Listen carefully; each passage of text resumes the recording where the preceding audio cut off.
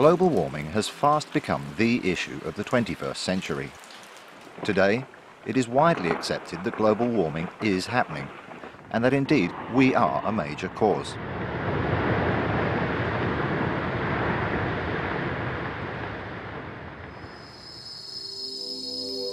The question now is, what are we going to do about it?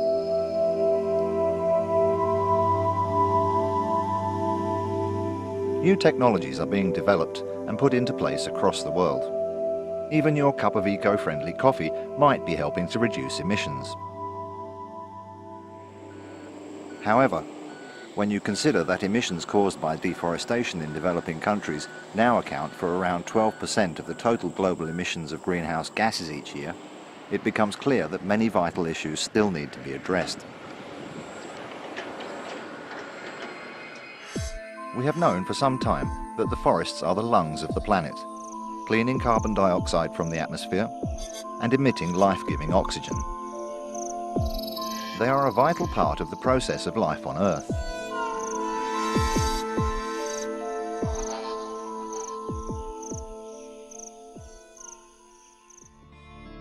For a country like Cambodia, global warming could be devastating, and not just in terms of deforestation and the problems that would bring locally. Rising sea levels threaten low-lying areas like the Mekong Delta, which could become unable to sustain crops due to excessive salt accumulation in the soil. Asia's forests are disappearing at an alarming rate when compared to other major forested areas of our planet, in Africa and South America. The region's primary forests have already been reduced to a patchwork of small areas, and as a result, a great many species are now under threat. It has become clear that if we want to ensure global climate stability, we must not allow the planet's forests to continue to be cut down at the current rate. The problem is that developing countries are doing exactly that. They're developing. They need to use these natural resources to grow as nations and to ensure their citizens have access to water, power, and the chance to improve their lives. After all, most of the developed countries destroyed their own forests in the name of progress. It is only natural to expect poorer nations to desire a similar standard of living.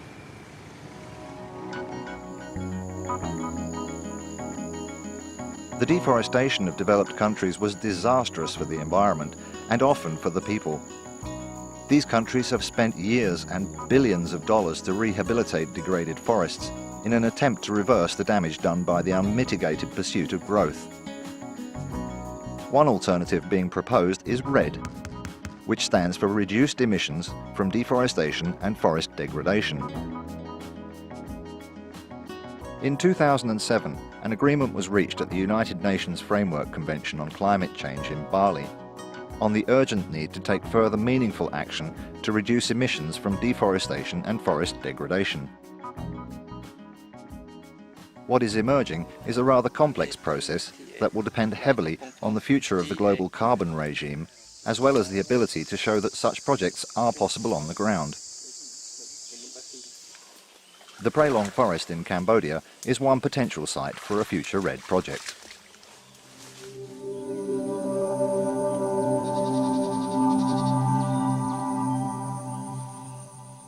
The carbon market was created by the Kyoto Protocol to reduce the cost of climate change mitigation and foster sustainable development.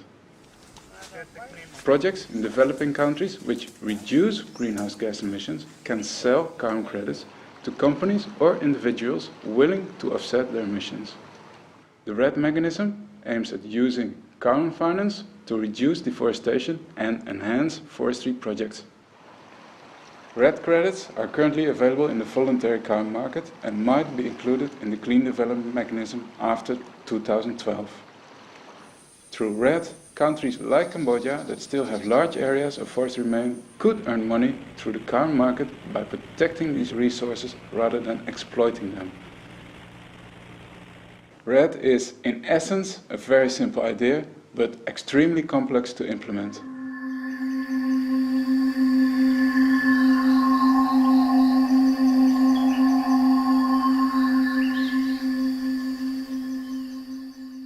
Bà hayនៅក្នុងដំណើរការអនុវត្តគម្រោងសាកល្បងយន្តការ REDD នេះគឺរដ្ឋាភិបាលកម្ពុជាបានគាំទ្រដល់ការអនុវត្តនេះហើយបានកំណត់យ៉ាងច្បាស់ថានៅពេលដែលយើងលក់បាទចំណូលបានពីឥណទានកបោនព្រៃឈើនេះទី1នឹងយកទៅធ្វើការបង្កើនគុណភាពព្រៃឈើឲ្យរឹតតែប្រសើរថែមទៀតដើម្បីធានាការស្តុកកបោនទី2ចំណូលដែលបានពីការលក់ឥណទានកបោននេះនឹងយកទៅជួយដល់ការបង្កើនជីវភាពសហគមន៍មូលដ្ឋានដែលរស់ពឹងអាស្រ័យនឹងព្រៃឈើដែលចូលរួមជាមួយគម្រោងជាអតិបរមាក្នុងកម្រិតខ្ពស់ជួយទៅដល់សហគមន៍មូលដ្ឋានដើម្បីធ្វើយ៉ាងណាឲ្យគាត់អាចបង្កើនជីវភាពអាចចូលរួមក្នុងការកាត់បន្ថយភាពក្រីក្ររបស់រដ្ឋាភិបាលកម្ពុជា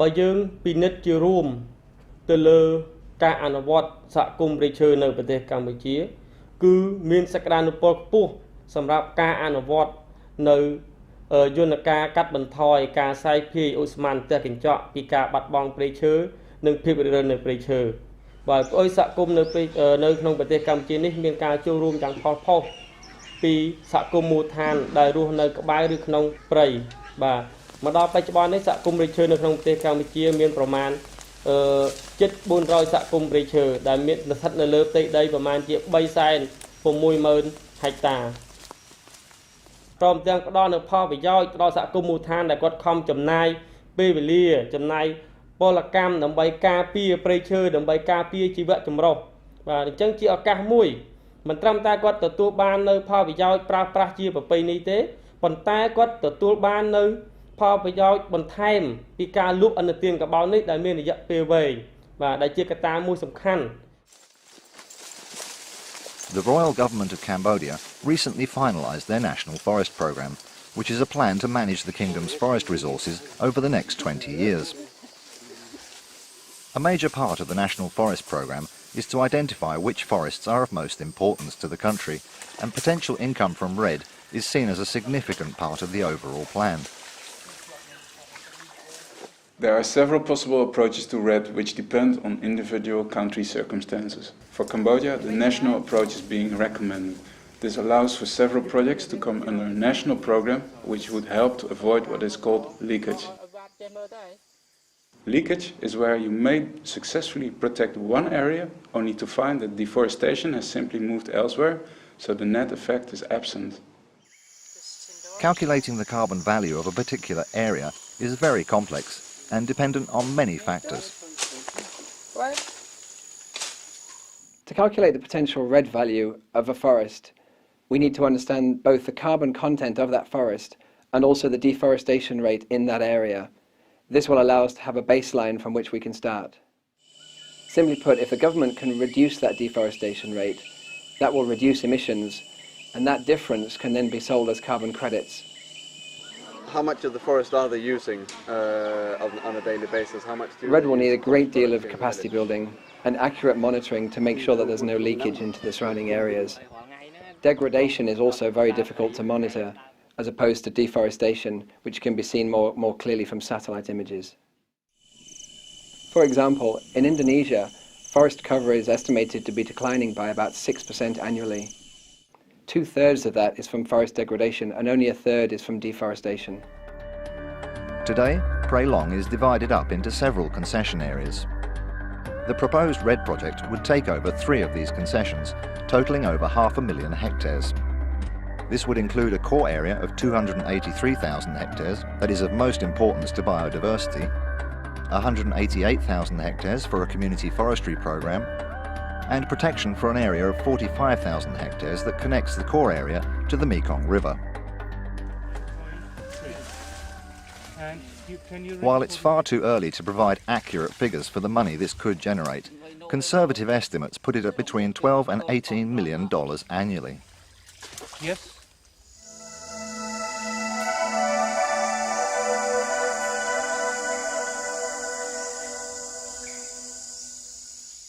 Prey Long is very important for biodiversity and as a natural ecosystem because it's the last remaining lowland swamp forest in Southeast Asia. There used to be areas in Thailand and Vietnam, but they've been cleared for rice cultivation, so all you have left now are some small fragmented areas. So Prey Long is the largest single block that contains a large enough area to be viable for the species that live within it. 21 tree species have been identified in Cambodia as being of national importance for agroforestry or for conservation. 19 of those 21 species are found in Prey Long. Some of them aren't found anywhere else in the country. So protecting this one area, you actually protect almost all of the endangered or important tree species in Cambodia in a natural seed bank for use for future generations. From a carbon perspective, the swamp forests of Prey Long are very important because swamp forests normally are associated with a build-up of peat. Now, if you have peat underneath the ground, that basically can double the carbon value of that site. Also, deforestation of peat swamp forests can mean that you have the release of carbon for anything up to 50 years after the forest has been cleared. So clearing swamp forests could create a huge negative balance in the nation's carbon budget for the next up to 50 years. For every hectare of rainforest that is burnt, at least 700 metric tons of CO2 is released into the atmosphere, with this figure rising to 1,700 metric tons for swamp forests. On top of that, a further 55 metric tons are released annually for at least 50 years through the drying of the peat contained in the swamp forest. This compares to the average US household, which produces 24 metric tons of carbon each year.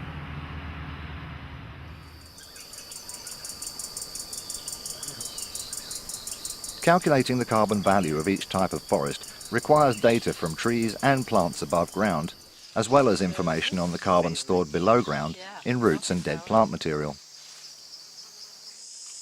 In swamp areas like Prey Long, an enormous amount of carbon is stored in the peat, making a true carbon value estimate dependent on the collection of soil samples. The development of a REDD project is a complicated process and requires collecting a lot of data.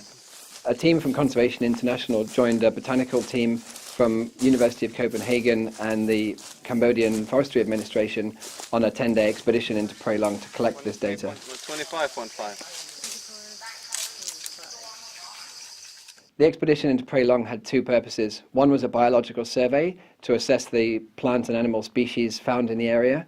The other was a carbon assessment to link to the REDD project.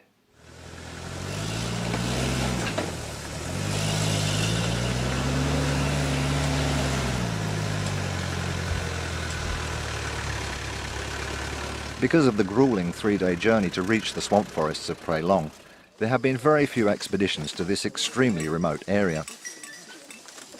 An earlier trip by this same team yielded soil samples for assessment, as well as several tree and plant species. This time, the plan was to concentrate on collecting tree samples and carbon data. The team brought tree climbing equipment for collecting samples and dryers to store and preserve them.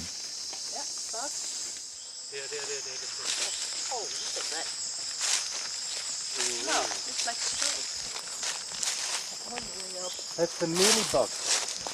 They always sit on the same liana. Yeah. It's strange. I don't know what's so special about this liana. This has been a really, really successful trip. We managed to map several forest types and characterize them based on the vegetation, but also we have mapped forests at different stages of regrowth after logging and shifting cultivation. So with this kind of data, we can now calibrate our satellite images and we can start to estimate the total carbon stock for this area. You have a 22. Yeah. Did you get an? Oh, you had a little. In addition to mapping the different forest types, we managed to collect well above 100 tree species, mainly from the swamp forest. And of these, about 1/3 is only found in the swamp forest and are absolutely unique to this forest habitat. We cross the swamp. On the other side? Yeah. These specimens will now be sent to herbarias in Cambodia and into neighboring countries for proper identification and verification of species names.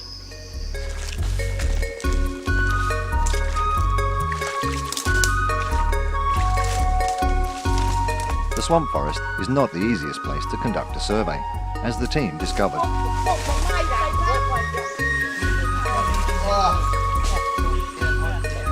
While the swamp forest presented a challenging terrain for the survey team, they also had to contend with swarms of mosquitoes and some extremely angry tree ants.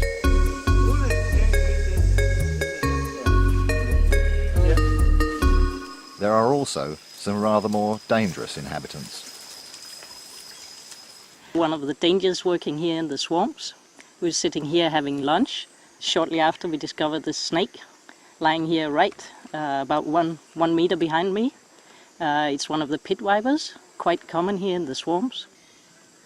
These are absolutely deadly if they bite. It has not all been about trees and carbon. We have also conducted biodiversity studies while we were here.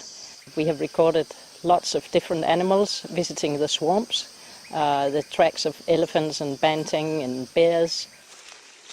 It's a type of a cat, I think, because it has this heartworm hole.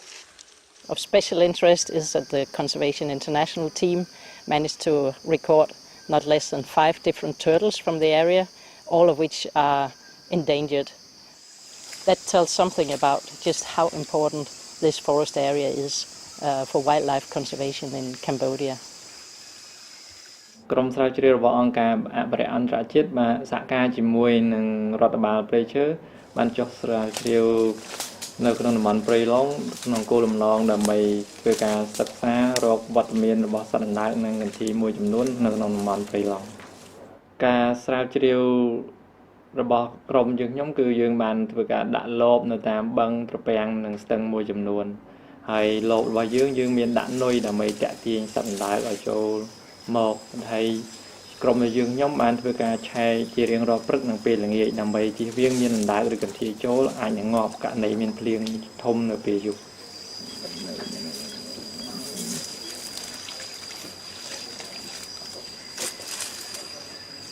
ក្នុងរយៈពេល6ថ្ងៃនៃការស្រាវជ្រាវដាក់លបរបស់យើងខ្ញុំក្រុមយើងខ្ញុំបានធ្វើការរកឃើញវត្តមានយ៉ាងហោចណាស់មានអណ្ដើកចំនួន7ប្រភេទនៅក្នុងតំបន់ព្រៃឡង់ហើយក្នុងនោះមានមួយប្រភេទគឺជាប្រភេទដែលកំពុងទទួលរងគ្រោះថ្នាក់ដែលគេចាត់ចូលជាប្រភេទ endangered នៅក្នុង IUCN Red List.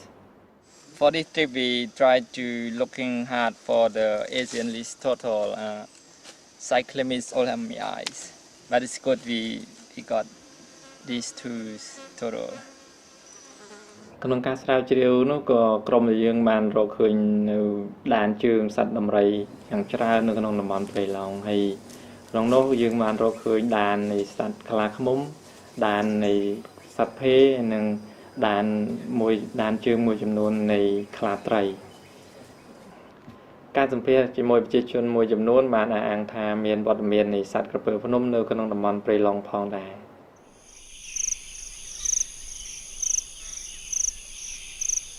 Recent studies have shown that old-growth forests don't act as carbon-neutral sites. They actually continue to absorb carbon. If prolonged forests are cleared, then not only would millions of tons of carbon dioxide be released into the atmosphere, but you would lose the future benefits from the absorption of carbon dioxide by the forests that have been lost. A recent study from the Amazon jungle discovered that the forests were absorbing 450 million tons of carbon each year. However, during the 2005 drought, the forests actually began to produce carbon as they dried up. The net change was estimated to be a staggering 1.2 billion tons of carbon. As a comparison, fossil fuel-based emissions from the United States in 2005 were estimated to be 1.6 billion tons of carbon. The concern is that with global warming, the drying of forests will become a regular problem.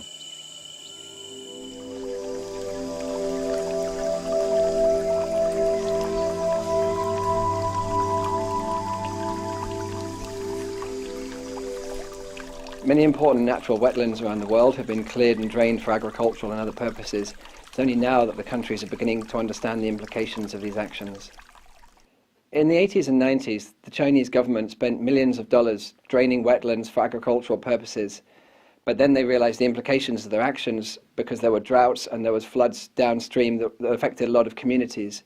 Now the Chinese government is spending hundreds of millions of dollars to restore many of these wetlands to their natural state, to make sure that they provide the ecosystem services that the people need. The Prey Long forests aren't just important as a watershed, they're important as a natural filter. The forests remove toxins and other chemicals, and they also modify the flow of sediment into the Tonle Sap and into the Mekong River. So the Prey Long watershed is not only important for agricultural purposes in the surrounding areas, but it's also important for water security across most of central Cambodia.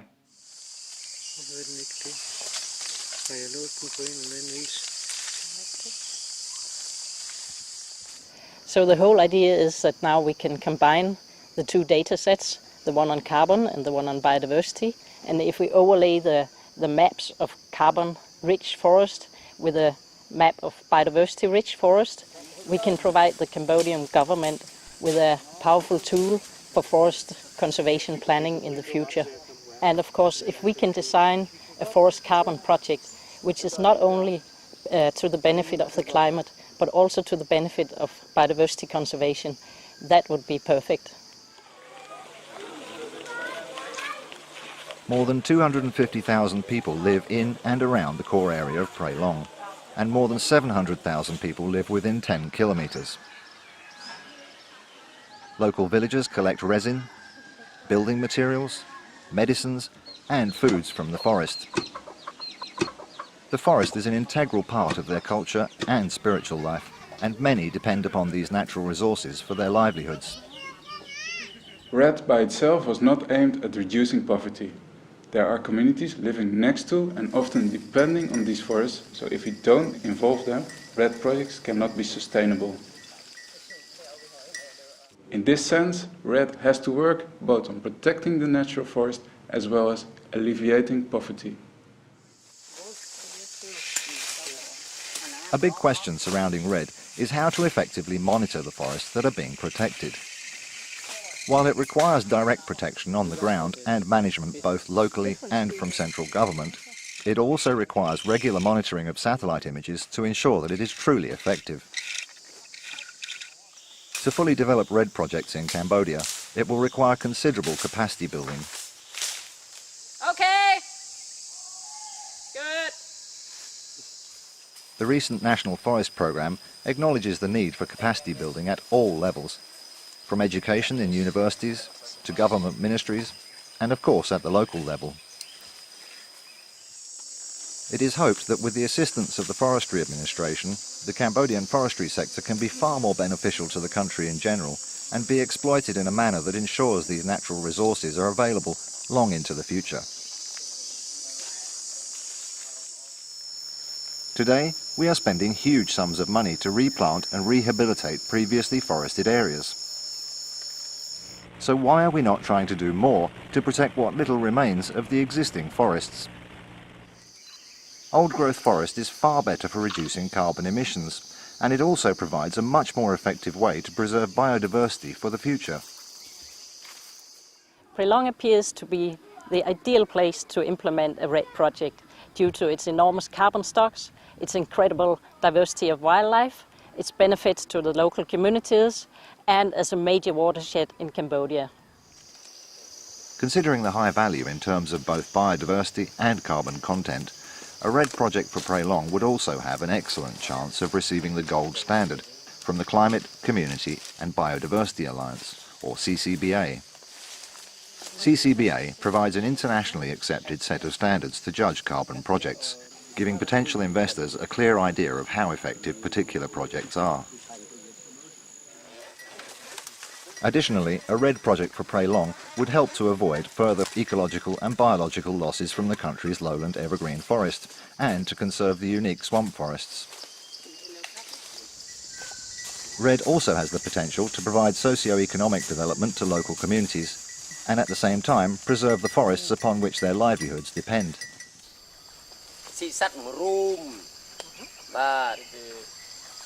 The sun there is looking for some honey of the small bee. There are obvious questions as to how effective REDD can be, given its enormous complexity. However, there can be no doubt that we as a global population have a responsibility to protect what little remains of our planet's forests. In the end, it comes down to a matter of costs. There are certain expenses associated with the REDD process, but if done successfully, the benefits are many. The question must be, what is it worth to us to ensure the future stability of our climate?